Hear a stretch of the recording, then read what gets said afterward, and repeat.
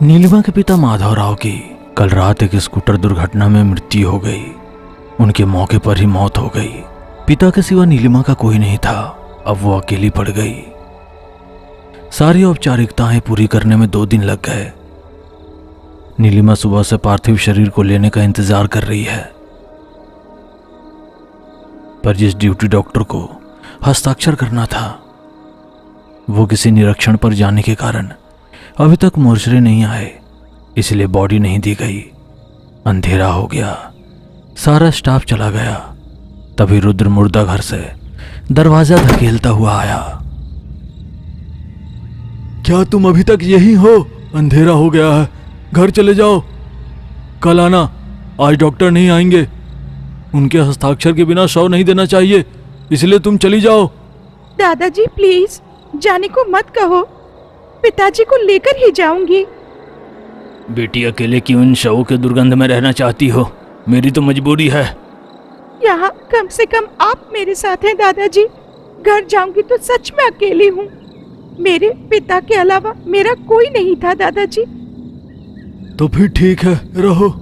ऐसा कहकर अपनी जेब से खून से सने हाथों से पावरोटी का पैकेट निकालकर एक तरफ रख दिया और अपनी कुर्सी पर बैठकर कुछ गुनगुनाते हुए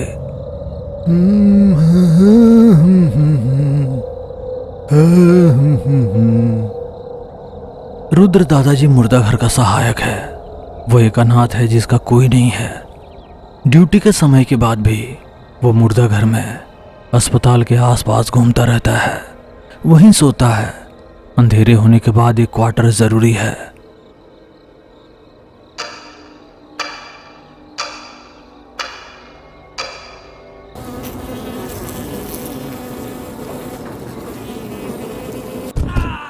उस आवाज से नीलिमा चौंक गई। रुद्र दादाजी चिड़चिड़ाते हुए उठे। मुझे घड़ी भर भी सोने नहीं देते। आ रहा हूं, रुको। ऐसा कहकर मुंह में 2 घूंट शराब डालने के बाद वो गंभीरता से दरवाजे को धक्का दिया और मुर्दा घर में चला गया। उम्बा, उम्बा। नीलिमा ये सब आश्चर्य से देख रही थी। कुछ देर बाद बाहर आया, रोटी को देखा जिसे नीलिमा ने नहीं खाया।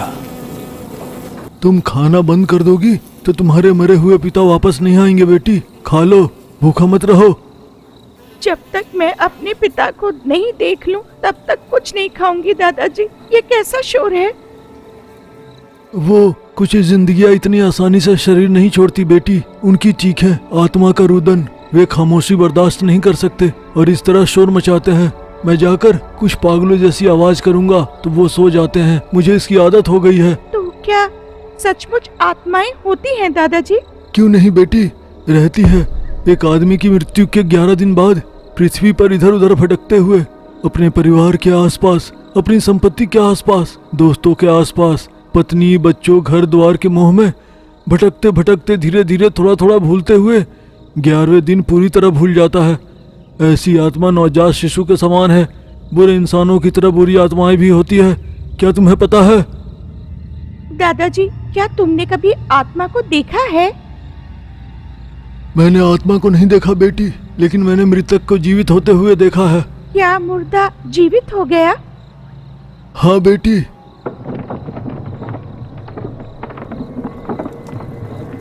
बहुत साल पहले जब मेरी पत्नी की मृत्यु हो गई तो मैं दाह संस्कार के लिए शमशान घाट गया। वहाँ डंडू नाम का एक आदमी से परिचय हुआ। उसने मेरी मृत पत्नी की चिता जलाई थी। अपनी पत्नी को भूल ना पाने के कारण मुझे शराब पीने की लत लग गई। मैं हर दिन कब्रिस्तान जाता और अपनी पत्नी को याद करके पीता था। इस तरह रोज कब्रिस्तान जाने के कारण डंडू से मेरी जान पहचान हो गई। मेरा कोई अपना ना होने के कारण डंडू मुझे प्यार से डैडी बुलाता था। दोनों मिलकर कब्रिस्तान में एक साथ शराब पीते थे। अच्छा है बेटा, हमारा काम, मैं मुर्दा घर में लाशों को काटता हूँ और तुम मुर्दा लाशों को जलाते हो। हमारा शव का बंधन है बेटा। ठीक कहा डैडी, हमारा शव का बंधन है। बचपन में ही घर से भागकर गांव-गांव घूमते हुए तरह तरह के काम करते हुए आखिरकार इस कब्रिस्तान में आ पहुंचा था डंडू। कोई भी डोम का काम करना पसंद नहीं करता। ऐसे काम को करते हुए जीवन बिता रहा है। ऐसी कोई आदत नहीं जो डंडू को ना हो। शराब जुआ के पीछे पागल है। उसे उसके घर वाले बिल्कुल आने नहीं देते, लेकिन वो अपने छोटे भाई से कभी कभी मिलता रहता है, जो इसी शहर में मॉल में गार्ड है। शराब पीने में मजा आता है, जुआ खेलने में क्या मजा आता है? पेट भरता है क्या? वो मज़ा मैं बताऊं भी तो तुम्हारी समझ में नहीं आएगा डैडी। एक ना एक दिन मेरी किस्मत खुलेगी, मैं भी कार में बंगले में जीवन बिताऊंगा। तो क्या कार में आकर लाशों को जलाओगे? हंसो हंसो, अभी तुम नहीं समझोगे। जब मैं करोड़पति बन जाऊंगा तब मेरी महानता का पता चलेगा। ऐसे ही दिन बीत रहे हैं। उस दिन विशेष आषाढ़ अमावस्या, सोए हुए डंडू को एक शुद्ध तांत्रिक ने नींद से जगाकर, अरे मैं तुम्हें बहुत सारा पैसा दूंगा, मुझे जादू टोना करने के लिए इस आषाढ़ अमावस्या के 3 दिन पहले मर गई लड़की की खोपड़ी कौवा भी ना छूने वाला पिंड चाहिए।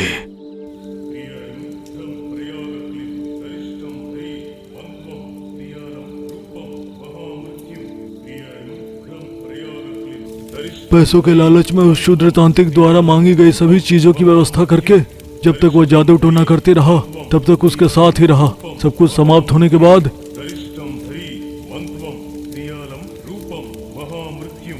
साहब, आपके द्वारा दिए गए पैसों से 1 महीने तक मांस खाकर शराब पीकर जुआ खेलूंगा।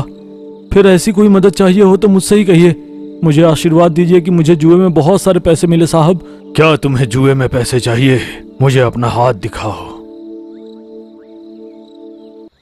तुम्हारे हाथ में कोई जुए की रेखा नहीं है, लेकिन कासमोंडा चक्र है। कासमोंडा चक्र? इसका क्या मतलब है स्वामी? तुम कितना भी खेलो पर जुए में पैसे तो नहीं जीतोगे, लेकिन तुम चाहो तो कासमोंडा को आसानी से प्रसन्न कर सकते हो। कासमोंडा? हाँ, कब्रिस्तान में फंसे प्रेतात्माओं का अधिपति शूद्र देवता कासमोंडा। उसे इस तरह प्रसन्न करना है और प्रसन्न होने पर किसी प्रकार की शक्तियां प्रदान होगी, विस्तार से बताया। तुम्हारे हाथ में शूद्र चक्र है, इसीलिए 12 अमावस्याओं में कासमोंडा तुम्हारे वश में हो जाएगा। जीवन में केवल एक बार कासमोंडा को प्रसन्न किया जा सकता है। यदि तुम चाहो तो इसे आजमाओ। जिसके हाथ में शूद्र चक्र होता है उसकी मौत प्रेतात्माओं के हाथों होगी। उसके जाने के बाद डंडू मेरे पास दौड़कर आया और मुझे खुशी से जो कुछ हुआ सब बताया। मैंने उसे मना किया, लेकिन उसने मेरी बात नहीं सुनी। उस दिन से वो पूरी तरह से बदल गया। वो अपने कमरे में कासमोंडा का पुतला रखकर रोज रात को मंत्र पढ़ते हुए क्षुद्र पूजाएं करता था। कुंवारी लड़कियों की लाशें जलने के बाद उनकी खोपड़ियां निकालकर बरगद के पेड़ के पीछे दफनाता था। बेटा, तुम बहुत बेवकूफ की तरह बन रहे हो। उस शूद्र तांत्रिक ने तुम्हें पागल बना दिया है। इस जमाने में बुलाए जाने पर वरदान देने वाले शूद्र देवता भूत है क्या? तुम खामोश रहो डैडी। अगला आने वाला रविवार आखिरी अमावस्या है। अगर तांत्रिक के कहे अनुसार हुआ तो ठीक है, नहीं तो कासमोंडा का पुतला बाहर फेंक कर अपने काम में लग जाऊंगा।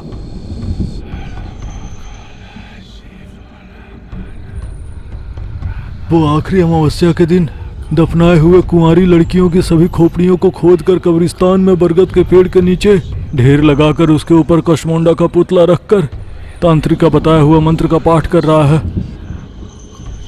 भली भांति परिचित वह शमशान उसे विचित्र भयंकर दिख रहा है। अचानक बारिश, बिजली की तेज गरज, चमक, तेज आंधी से पेड़ झूल रहा है और शाखाएं टूटकर गिर रही है। कब्रों से हंसी, तभी उस पुतले से धुएं के साथ एक आकृति प्रकट हुई।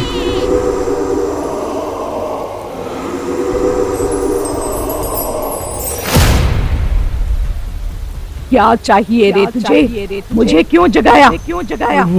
वो मुझे जुए की रेखाएं चाहिए।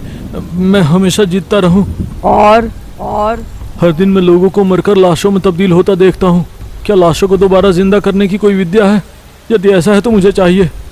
हो मृत संजीवनी विद्या चाहिए? ठीक है, तुम्हारी दोनों इच्छाएं पूरी करूंगा, लेकिन 12 अमावस्या से नर का खून नहीं मिला, इसलिए भूखा हूँ। किसी कुंवारे लड़के के खून से मेरी प्यास बुझा दो, तभी तुम्हारी इच्छा पूरी होगी। अभी के अभी अविवाहितों को लाकर उसकी बलि तुम्हें कैसे दे सकता हूँ? मुझे समय की जरूरत है। सूर्योदय से पहले मुझे रक्त बलि दो, नहीं तो मुझे जगाने के लिए मैं तुम्हारी बलि ले लूंगा। तुम्हारा आधा प्राण मेरे पास है। अब जाओ, जाकर बलि पुरुष को ले आओ। अगर तुम सूर्योदय से पहले नहीं आए तो मरोगे। डंडू भाग कर जा रहा है। घोर अंधेरा, सड़कें सुनसान, बत्तियों की रोशनी में भी उसकी परछाई नहीं पड़ रही है। इसका मतलब सच में मेरा आधा प्राण उसके पास है। कुछ तो करना होगा। ऐसा सोचते हुए कोई ना मिलने पर अपने ही छोटे भाई सोनू को बहला फुसला कर, शराब पिलाने के बहाने उसे कब्रिस्तान में लाकर पीछे से सर काटकर मार डालकर खून की बलि दे देता है। कशमुंडा डंडू को एक पासा देता है। जब तक ये तुम्हारे हाथ में है तुम नहीं हारोगे। तुम जो चाहोगे वो अंक आएगा। मृत संजीवनी करने के लिए 10 नींबू मरे हुए लाशों के चारों ओर उड़दिशा तंत्र रंगोली में रखकर प्राण अपन उदान व्याना समना नागा कूर्म देवदत्त विकल धनंजय मंत्र का 10 बार जाप करो। शव जीवित हो जाएगा। इस विद्या को मैं तुम्हें दे रहा हूँ। शरीर के भाग कटे शव पर यह विद्या काम नहीं करेगी। तुम्हारे जीवन में केवल 10 बार, एक बार में किसी एक पर ही काम करता है। ऐसा कहकर गायब हो गई। डंडू को इस बात का दुख नहीं है कि उसका छोटा भाई मर गया। वो आधी रात को भी पासा लेकर जुआ स्थल पर चला गया और पासों का परीक्षण किया। उसने अपने हाथों में पासा लेकर जो भी खेल खेला उसने जीत हासिल की। वो ढेर सारा पैसा लेकर मेरे कार्यस्थल पर आया और जो भी कुछ हुआ मुझे बताया। क्या तुम्हारा अपना सगा भाई भी है? अपने ही सगे भाई को कैसे मारा तुमने? कम से कम उस मृत संजीवनी विद्या से उसे पुनर्जीवित कर दो। डैडी, मृत संजीवनी का प्रयोग करने के लिए शरीर के भाग कटा नहीं होना चाहिए। रक्त बलि देने के बाद मैंने उसका सिर काट दिया, इसलिए उसे जीवित नहीं किया जा सकता। उसने ये बात बहुत ही सहजता से कही। उसकी बातों में कोई दुख नहीं है। वो पूरी तरह से बदल गया। बीड़ी गई और सिगरेट आ गया। हवाई चप्पल गए और जूते आ गए। फटी हुई शर्ट गई और सूट आ गया। एक रात वो स्कॉच की बहुत महंगी बोतल लेकर मुर्दा घर में आया जहां मैं काम करता हूँ। डैडी, आज मेरा जन्मदिन है, पार्टी करते हैं, चलो। मेरी ड्यूटी 1 घंटे में खत्म हो जाएगी। तुम्हारे घर चलकर पीते हैं। तुम्हारी ड्यूटी खत्म होने के बाद यहीं पर पीते हैं। इस तरह मुझे मना लिया और शवगृह के पीछे स्टोर रूम में मुझे बहुत शराब पिलाकर मेरे सो जाने के बाद मेरे जेब से चाबियां निकाल ली और शवगृह खोलकर मृत संजीवनी विद्या वास्तव में काम करती है नहीं, प्रयोग करके देखता हूँ। लड़की का मृत शरीर जिसका अभी पोस्टमार्टम नहीं हुआ था उस पर विद्या का प्रयोग कर रहा है। खिड़की से ये सब मुझे दिखाई दे रहा है, लेकिन उसने शराब में कुछ मिला दिया था, इसलिए मैं अपना हाथ पैर नहीं हिला पा रहा था। मुंह से आवाज नहीं आ रही थी। रंगोली में लड़की के शव को लिटाकर आंखें आधी बंद करके मंत्र पढ़ रहा है। एक मंत्र पढ़ते ही पैर में हलचल।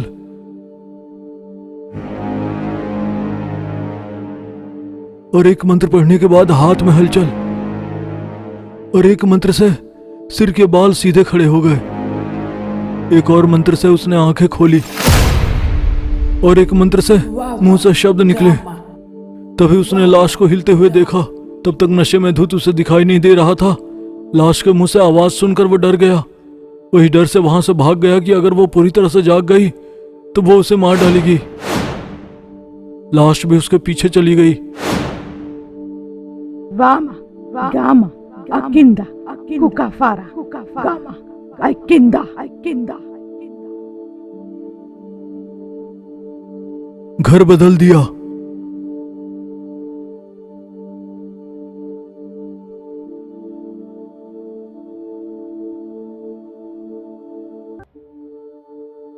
वामा गामा अकिंदा कुकाफारा गामा अकिंदा।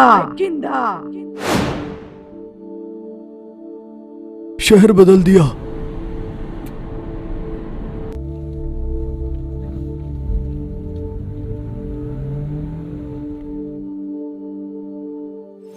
गामा गामा अकिंदा कुकाफारा गामा अकिंदा।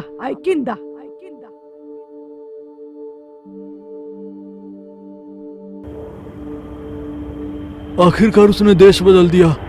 वो जहां भी जाता अंधेरा होने के बाद वहां आ जाती थी। वामा गामा अकिंदा कुकाफारा गामा अकिंदा।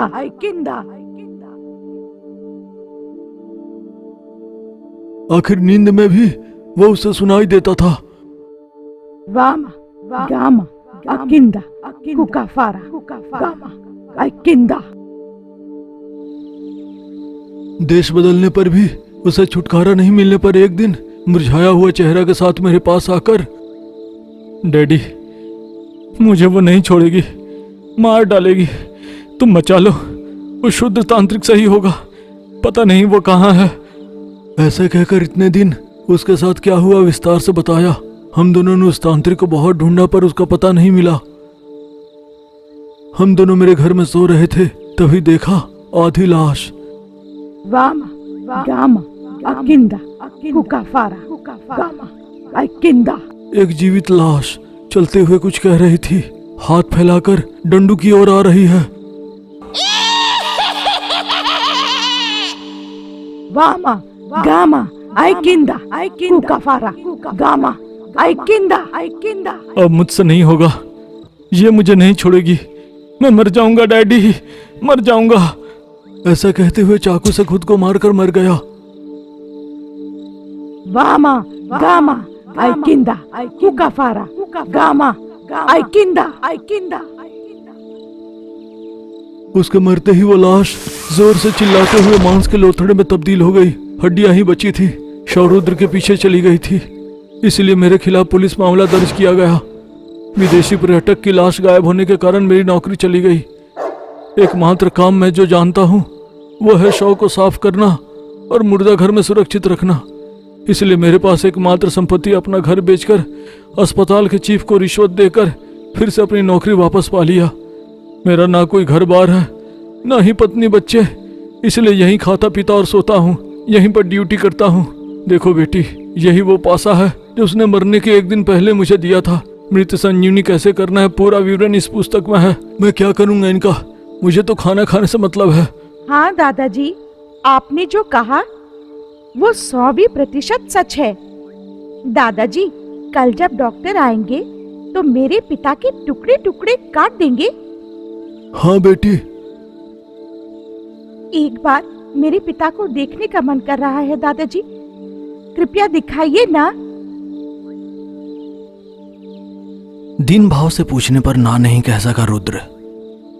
मुर्दा घर का दरवाजा खोलकर उसे अंदर ले जाकर मेज पर पिताजी के मुंह से चादर हटाने ही वाला था कि रुद्र के सिर पर रॉड से जोरदार प्रहार किया गया और वो वहीं ढेर होकर गिर गया।